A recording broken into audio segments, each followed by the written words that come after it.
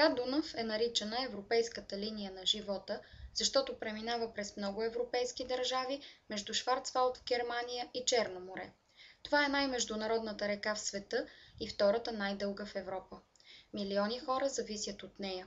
В представите им, особено на онези, които не живеят около него, Дунав е тих и бял.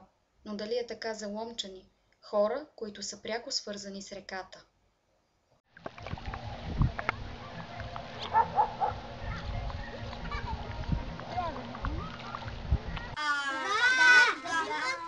Ходили с тати. Какво сте прави там? Разговаряхме. Дъм се изплакнахме. Съм ловил риби. Да, тук съм отраснал на нея. Детството ми минало. Всичко в нея много красиво. Разбира се, обичаме като всеки ломчани. Обичам река Дунав и мисля, че тя има голямо значение за нашия град.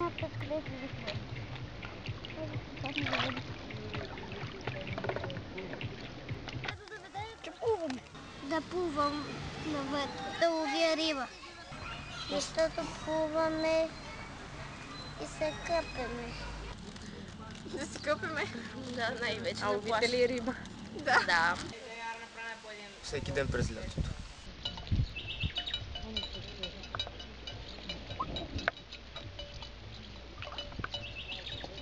Не. Не трябва. Защото така замърсяваме водата.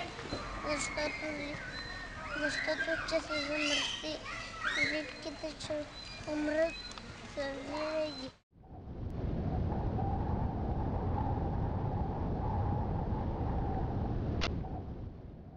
Никога. Честно. Да. Нямам възможност да живея на другия край на света. Не живееме близо до Дунава и не си изхвърляме. Честно. Да. Много честно. Да. Често ли? Не много често. Също само. За последната седмица. Честно. Да. А вътре не, тук да. Събирам си и след това в най-близкото ковче.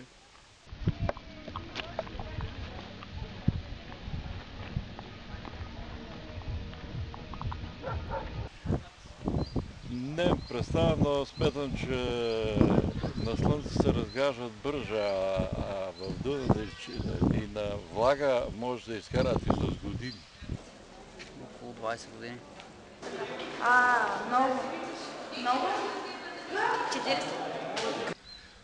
40? Не знам, но предполагам, че за най-малко 50 или 100 години. Не по-малко. Много време. Един човешки живот няма да стигне за тях. Това са данните и информацията, зад която се крие отговорът за замърсяването на река Дунав, за екологичното му спасяване, за белотата му. Това, което остава след сухата информация, са хората, които живеят край него. Разхождат се, плуват, когато се престрашат, ловят риба дори, будят се с гледката на Дунав през прозорците си, забраняват на децата си да се къпят там, но свикват с гледката в крайна сметка и организират походи в знак на протест срещу замърсяването на реката. Защото онзи, който е свикнал с нея, знае, че тя е нещо живо и защото има нещо нелепо в това една река да е мъртва.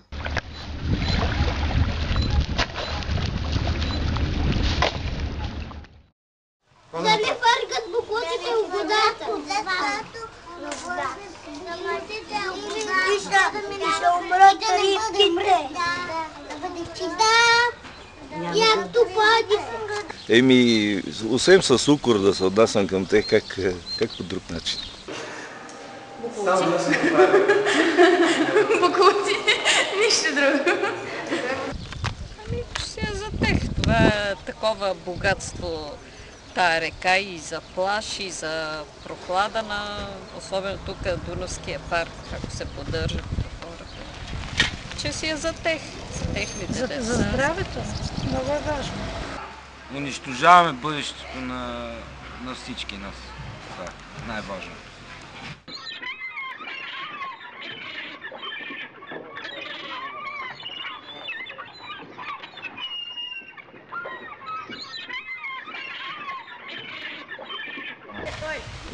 Не съм аз човек. В принцип би трябвало да не изхвърляме толкова често боклуците. Да не се хвърлят боклуци! трябва да бъде чиста. Трябва да бъде, за да се къпат рибите. Трябва да пазим. Какво друго?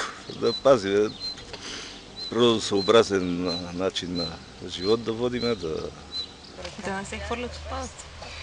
Не само това. Според мен да има отношение към реката. Първо тя да стане част от живота. Оттам нататък мисля, че всеки човек би могъл тогава намери начин да запази. А как може да я обогатим на риби? Как може да обогатим на риби? Първо трябва да пречистим малко. Защото колкото и да хвърляме, да речем хайвар, който да дава после риби, едва ли ще би могъл да оцеля в това, което в момента е реката.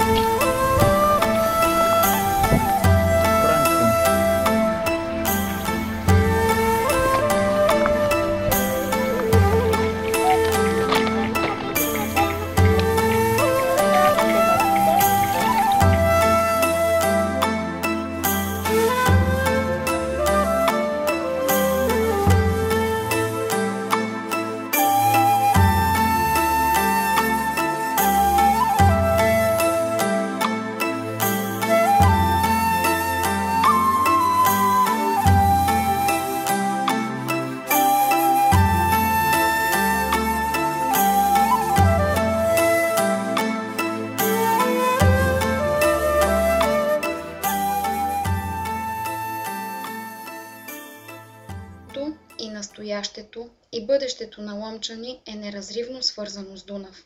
За нас реката е живот. За нас реката е съдба. За нас реката е спомен. За нас реката е вечност. Сякаш във вените ни тече Дунав. Нека я обичаме още, нека я пазим винаги.